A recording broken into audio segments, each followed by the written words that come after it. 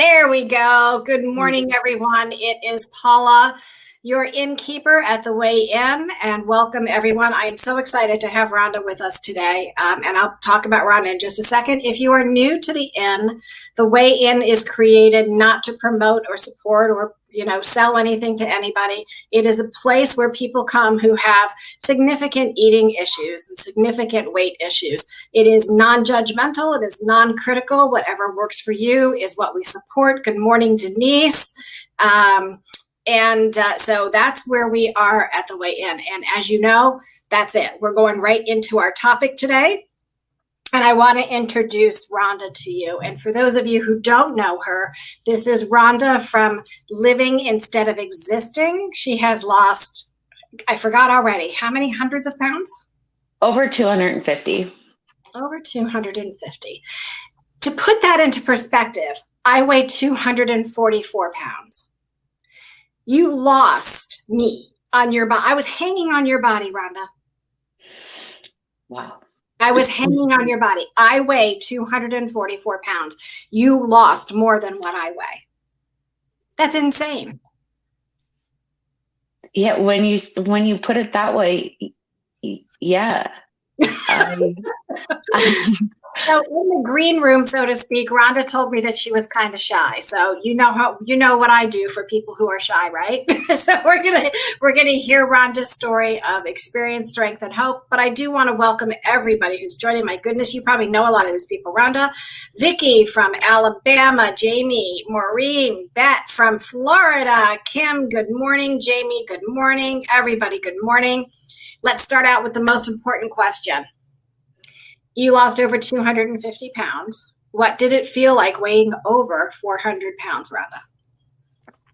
So when I first started, I was 457 pounds. My day-to-day, the reason why I call my page Living Instead of Existing was at that point, I was merely existing. I did have a job. It took everything I could to get to that job.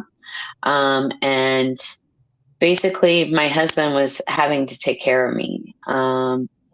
We live in a 2-story home. It took everything I could to get upstairs to go to bed at night and come back down. I could barely walk 150 steps, 100 steps at a time. My husband had to do all the shopping for me. Basically, I was at a point where if I didn't do anything soon, I would probably have to be in a wheelchair or a motorized chair to be able to move anywhere. I'm going to ask a ridiculous question, and people who know me know that I ask the most profound questions, and I have no shame in asking this question. Honestly and truly, the most uncomfortable part for me about obesity is going to the bathroom. Yes. Yeah. And so, yeah, you're to the point where you can't clean yourself properly. I would have to make sure that I would be able to time things so that when I was finished, I could take my shower. That's one part that I don't talk a lot about, but it is a truth. When you're that size, you can't physically move to be able to do the things you need to do.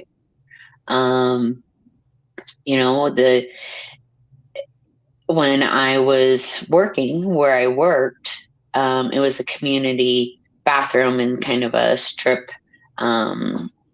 mall, commercial area. And so I wouldn't drink water all day long because I wasn't able to make it from our office to the community bathroom and back without being exhausted or to be able to walk there fast enough. So I wouldn't drink fluids all day long because I couldn't physically do it. So the physical pain, how did that manifest itself emotionally for you? Well, basically at that point, I had just given up. There was nothing I could do. I'm definitely an emotional eater. And so the more isolated I got, the more depressed I got, the more I would try to eat for comfort. Um, the pain, I mean, I would always tell my husband, oh, I have a headache. I can't go to the market.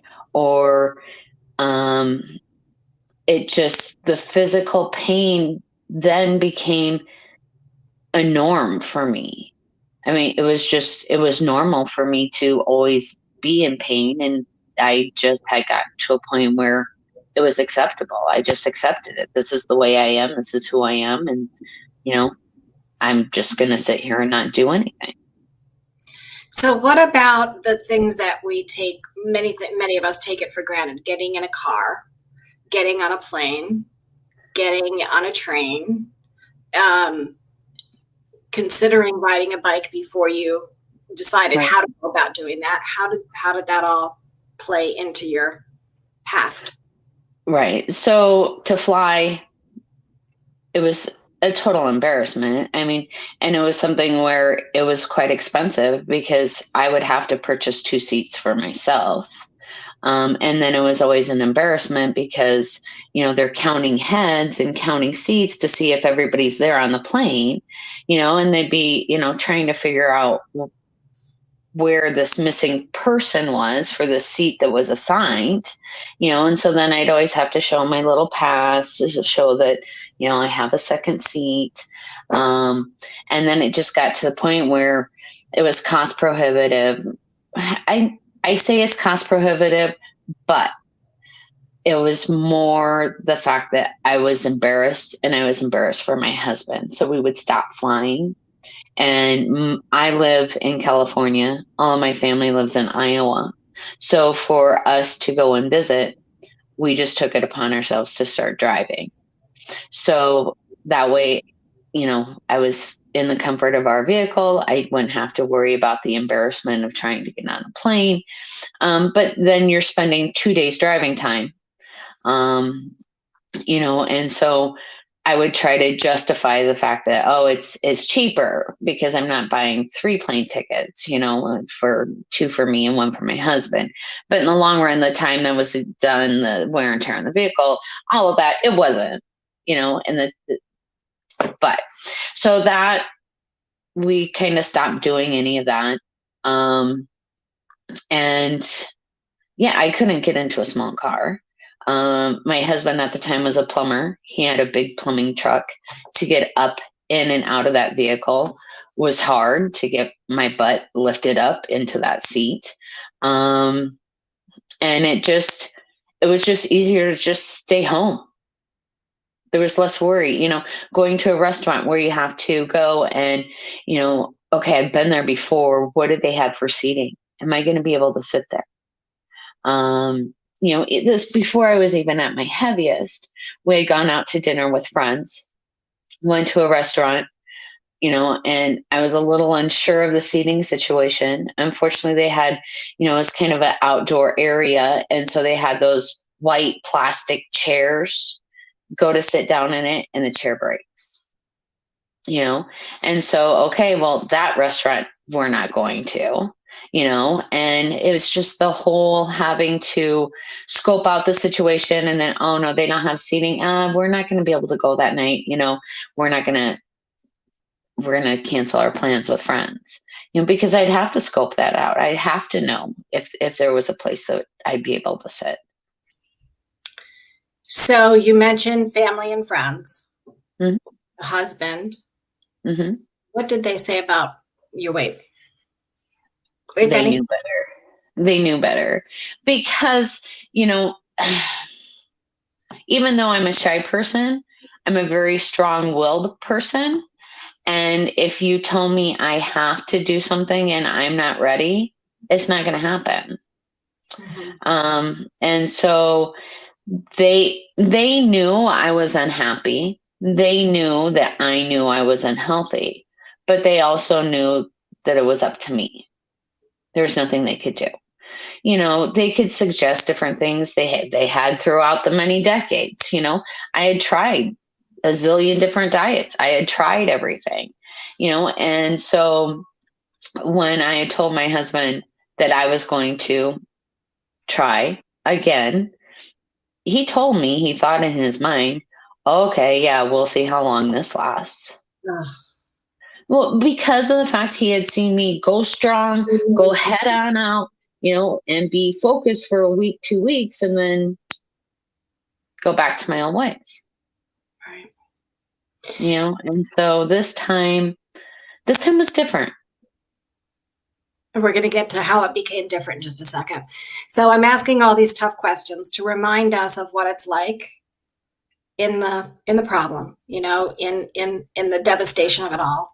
And then we're going to talk about what triggered you to get into the solution and what life is like today. So one of the things that still is like nails on a chalkboard to me, and this just happened to me yesterday. Someone said to me, "How did you let it get so far, Paula? How did you let your weight?" You knew when you were weighing 150, because I was at 125, 130. You knew at 150 you had gained weight, and yet you kept going. And now you're almost 250 pounds. In fact, I think I was very close to that. How did you let it get that far? And I looked at that person and I told him, I said, if I had that answer, I wouldn't weigh what I weigh today. It was just emotion. It's all emotion. For me, it's all emotion. What about for you? When somebody asks you that question, what do you say? A lot of it is that I was in denial. I didn't see myself as others saw me. I knew I was heavy. I knew I was overweight. I knew what I was doing to myself, but I didn't see myself as 457 pounds.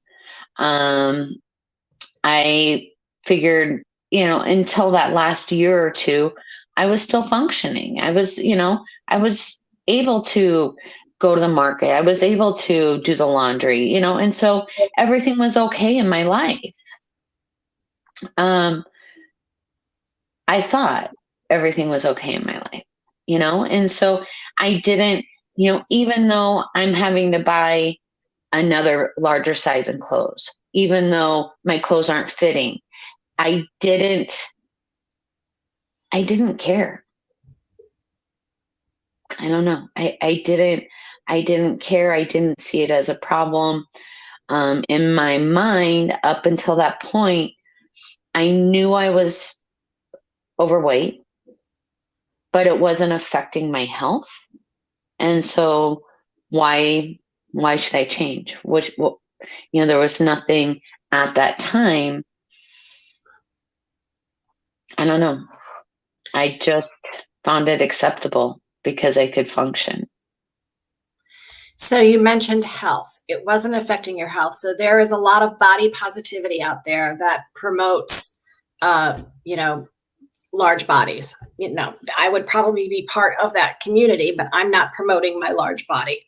There's nothing wrong with being big until there is what I've been saying all along. There's nothing wrong with anybody's size until there is something wrong with it. And so it sounds to me like you hit that same point. So what is it that got you to realize that you weren't who you wanted to be in that body?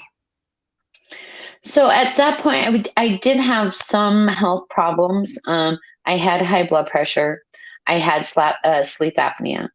But again, I was still functioning.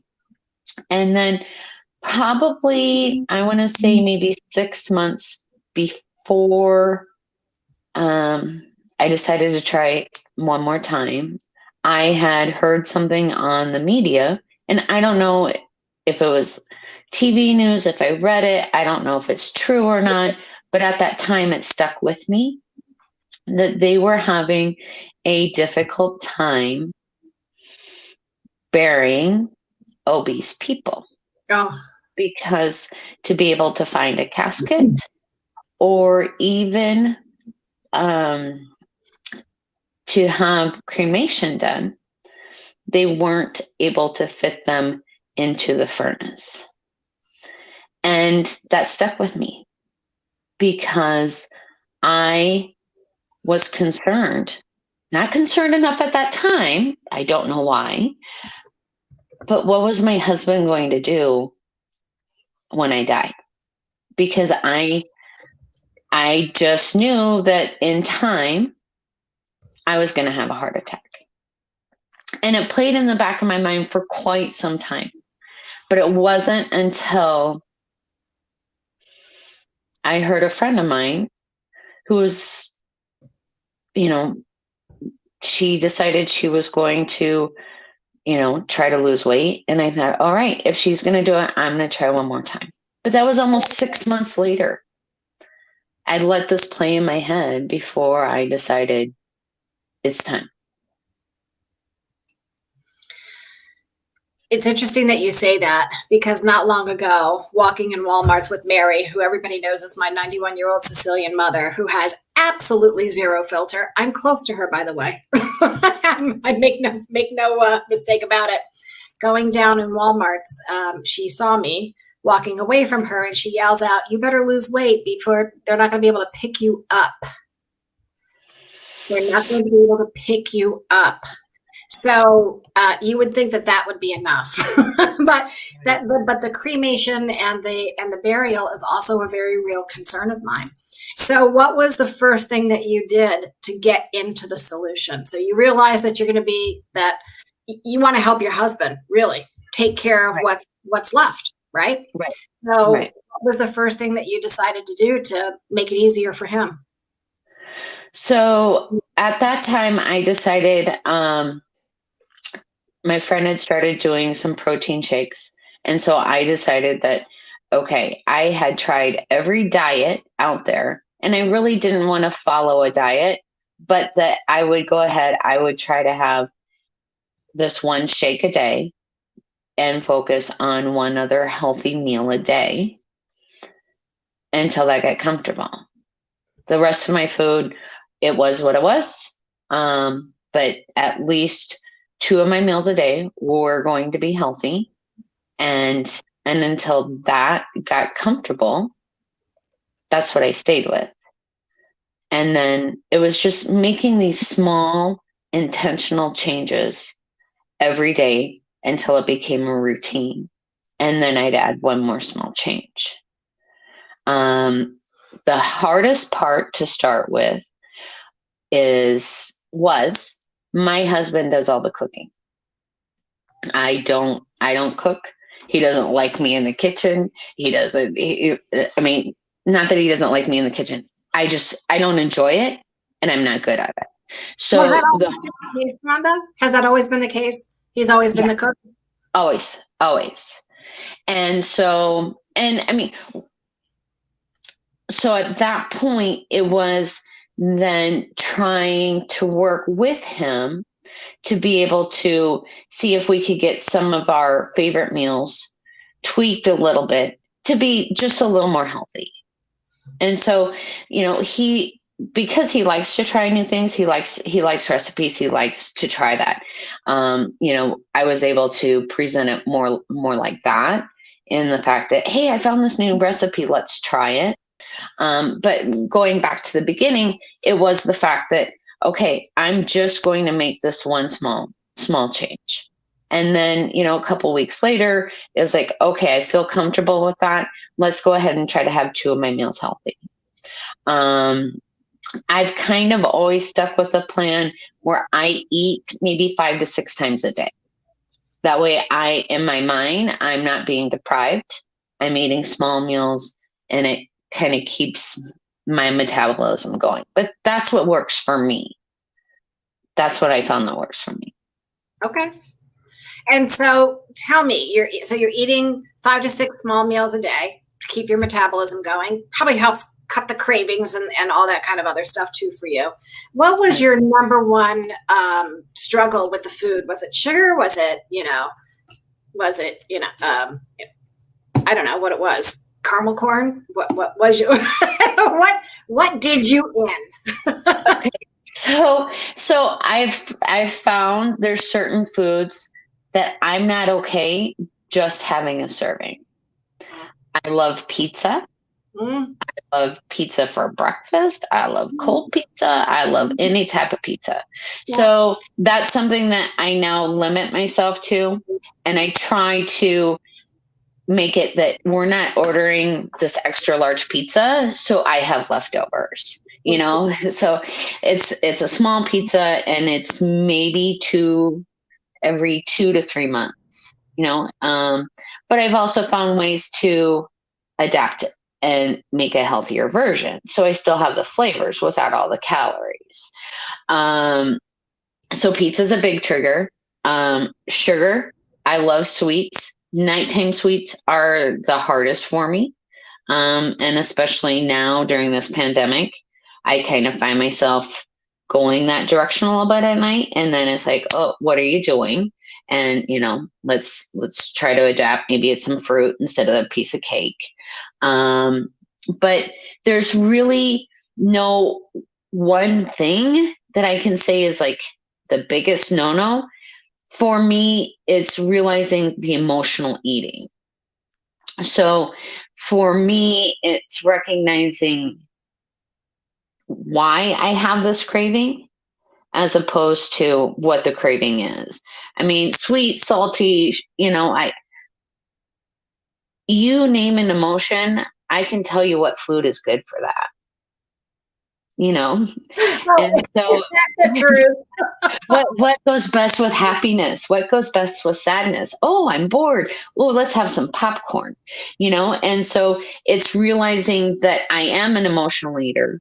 And when I start having those cravings, sometimes it's best to stop and say, okay, what emotion am I trying to avoid to feel?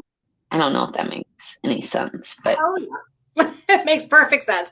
It's interesting. Everything you're saying makes perfect sense. To have this conversation in a room of what you would consider a normal eater, they're like, what are you talking about? So isn't it nice just to be able to talk with people who know, yes, who get you, who right, get you.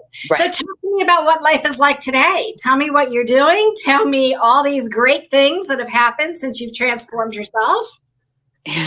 So today I am really pretty quite active. I found that I love cycling. So I cycle probably 4 to 5 times a week. I've We're not talking Peloton here. We're not talking an indoor cycling, are we? Are we talking indoor X outdoor? What are we talking about?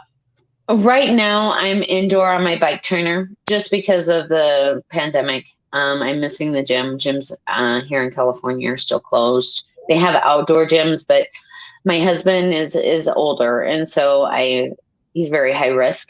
So I don't put myself in that position to possibly bring something home for him. So a lot of it's indoor training. At least one day a week, I go out and ride in the countryside with friends. So there's less people, and I love riding outdoors. It's just having to again learn to adapt with our new normal. Um, I kind of found out that I'm a little bit competitive, which I never realized. Growing up, I played junior high sports, but only because I was from a small town. There was nothing else to do. And you pretty much had to have everybody in the class play to have enough kids on the team. So, I did a little bit of the sports in junior high, but never after that. You wouldn't see me exercising. You wouldn't see me doing anything. Um, Now I swim, I bike, I run. I do circuit training. I'm trying to do a little yoga to be a little more gentle on my body and become a little more flexible the older I get. Um, but I'm learning to live my life.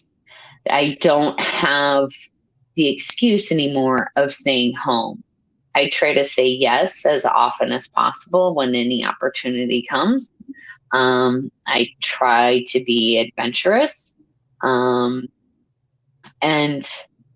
just go and find joy, just and try to help other people. That I believe in trying to help others. I believe in random act of kindnesses, and I believe in using this opportunity to share my story to be able to help others.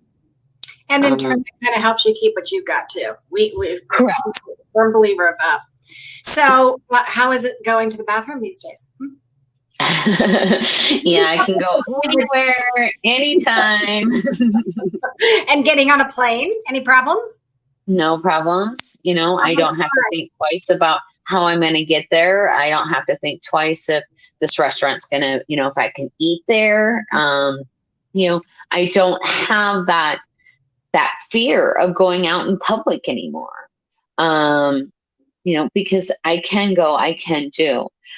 Taking opportunities like this today, though, it helps me remember where I've come from and make sure that I don't head back down that path again to where I was so unhappy. So let's talk about that. So now sometimes it's easier for people to lose the weight than it is to keep it off. Not sometimes, most of the times, because we know that statistically speaking, the chances are very slim. So there is so is your food perfect, Rhonda? No. Is everything about what you do in your program perfect? No. I probably, for the most part, because I do work, I meal prep and I take my food to work. So 80% of my meals are pretty much spot on.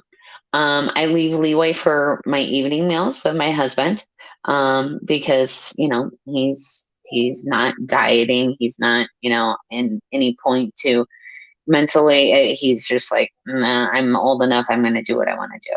And so I make sure that most of my day is healthy, and then I have that leeway in the evening.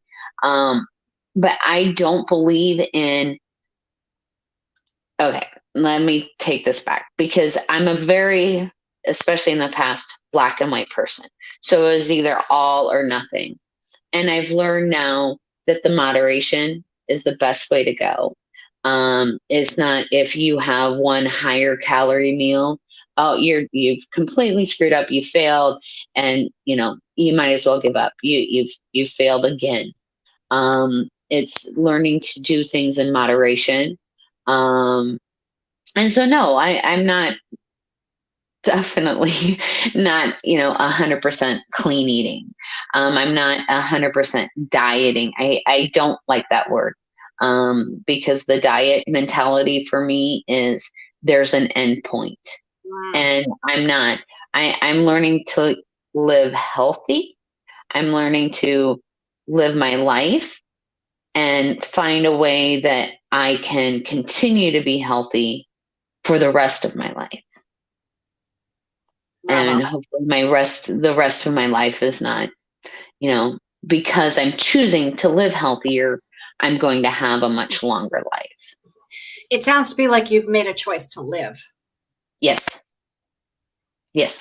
And that's exactly what my page is about, is living instead of existing. Because when I was 457 pounds, I was existing. I had no life.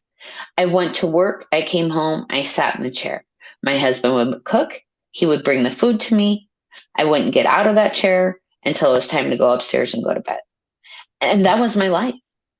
I was merely existing.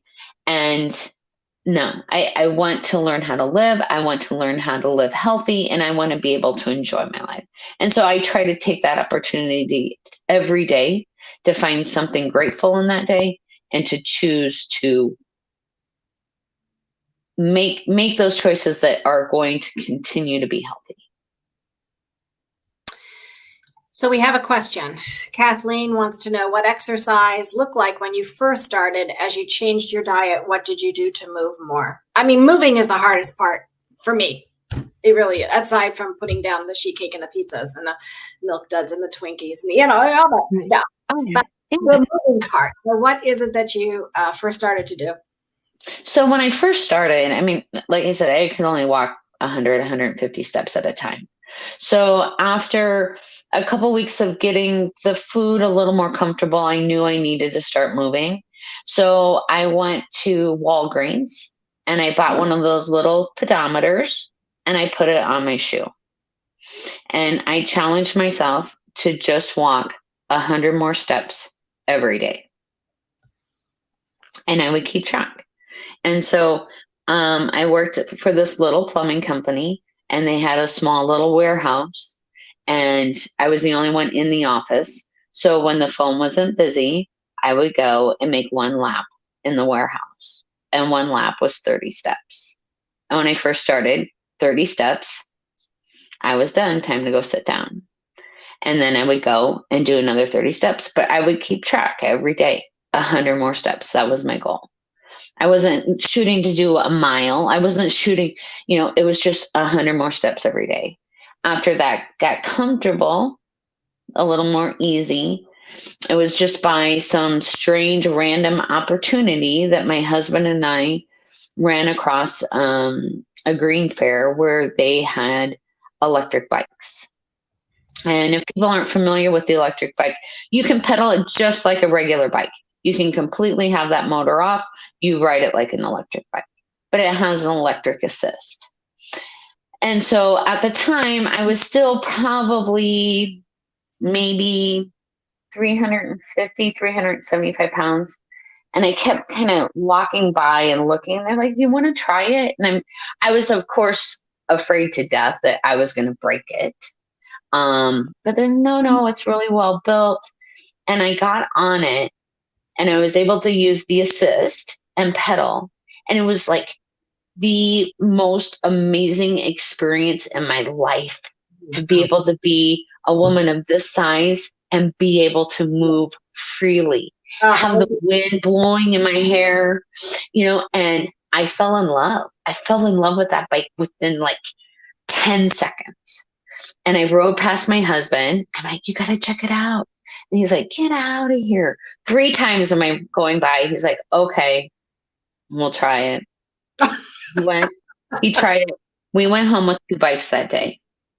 So the cycling is what it got my husband and I together in doing activity. It got me out and moving. I mean, I couldn't ride far, I couldn't do much, but it got me outside. It got me a sense of freedom. It got me joy. And I fell in love with cycling from that day forward. And then the cycling kind of helped. I mean, it helped a lot with getting the weight off. And after I lost about 100 pounds, I kind of plateaued. I had started going to the gym a little bit. I had no clue what I was doing there, but I would sit in the parking lot for 30 minutes trying to work up the courage to walk through the door. And then I would go and, sit on a recumbent bike, head down, nobody look at me, nobody talk to me, don't, because I was so shy. And one day as I was walking out, I'm like, "Do you have any like personal training packages or anything?" And that's when I met my personal trainer. And so with that, I started doing, a little more circuit workouts, and worked with him, still kind of work with him from time to time. But it was a slow build up momentum of just changing, adding, adapting. My favorite, of course, is cycling. But I swim, I run, I now do triathlons. And it's completely opened my life. Just taking those 100 steps, adding every day. I mean, I do need to emphasize the fact that I started this in 2012. Okay, this is not anything. I mean, this is going on almost 9 years of slow changes over time. But it's possible. And if you don't take that first 100 steps, nothing's going to change. It is an amazing story. And I don't know if you can see all the comments that are coming through, but they're just incredible. And you're an inspiration. Welcome to your new life, especially the part about failure and that there is no failure in getting into the gym. I do want to emphasize that this did not happen overnight, as you just said. I think that's the most important thing for me, because I don't know about anybody else, but I have zero patience when it comes to weight loss. I can gain 20 pounds in a week. I expect it to come off in a week. that just isn't going to happen. And I think for so many people, they don't see that instant gratification, which is why so many of these diets and fads come out, right? Because we want you to lose 20 pounds right now. Right. The question is, how quickly can I put them on? And instantaneously, really, with the next breath, as soon as I stop following this restrictive kind of thing. So, all right, I have kept you well past your time that you agreed to. Does anybody else? I mean, everybody's, well, here we go. Bless her for coming on. Thank you so much. And I can't thank you enough, Rhonda. So if people want to find you, do you offer any type of one-on-one coaching with folks? Because I can see where that would be beneficial, especially for people who have hundreds of pounds to lose, right? Right. So I do accountability coaching. So basically it's one-on-one service. It is fee-based, but I have daily contact with my clients. We set up their particular goal for what they want to get towards. It's custom tailored directly for them. They have access to me 24/7. We have one-on-one phone calls or video messaging every week to go over the previous week, set the new goal for the current week. I'm always available for questions, and I'm their biggest cheerleader. So yeah, I do have that that coaching that I am doing. I've been doing that now for a little over a year, and eventually one day when I grow up, what I really want, I'm working towards eventually getting my certification in nutrition and personal training. And yeah, when I grow up, I'd like to have my own wellness center. Okay, so your life is not the same as it was, and I think I think that's very, very clear. There's one comment here that I think kind of sums everything up. And where is it? I want to say it was Jamie who said it. It's possible. It's possible. I think that's your through line. You know how books and everything have a through line that goes through, or theme, if you will. Right. I think that your through line is it's possible. No matter what, it is possible. And that certainly does give a lot of hope. So people want to know how they can find you. Living Instead of Existing is, Mendy just put that online. Thank you, Mendy. It's Living Instead of Existing is her Facebook page, is Rhonda's Facebook page. I've followed her since day one. I highly recommend that you all do. If you are struggling or if you want somebody to share in your success, she answers, she responds. She's as interactive as I am. So, and that's pretty active. So please do keep in touch with her. So this is going to be live on Facebook forever. And it is also on our YouTube page. The Weigh In now has a YouTube page. Rhonda's going to be posting it on her page. And she'll be sharing it across her social feeds as well. So thank you all for joining us today. Rhonda, many blessings. And thank you for all of this. In case anybody wants to get one of those bikes, what's the name of it again? Because I've had a couple of questions in here about the bike. Right. I have experience with a couple different companies. Pedego, that's Pedego. iZip, electric bikes, Juiced Riders. I've had bikes from all three of those companies. Good quality, good bikes. Okay. Great customer service. Excellent. Do they break a lot? I can imagine a motor in a bicycle. I ride a motorcycle. So for me, that's about the biggest, that's the bike I like. So to actually pedal to where you're going, I just can't get that concept. But do those motors actually hold up? Yeah, the motors, those three companies, they have high quality equipment. Yeah, you're going to have a couple tweaks here and there, but it's more like regular maintenance for a bike. Cool. All right. Again, thank you very much, everybody. Have a wonderful rest of your day. Enjoy your weekend. Many blessings, and let's think healthy going forward. That is the next healthy bite that we take is the one that may be the one that sticks. So talk to you soon.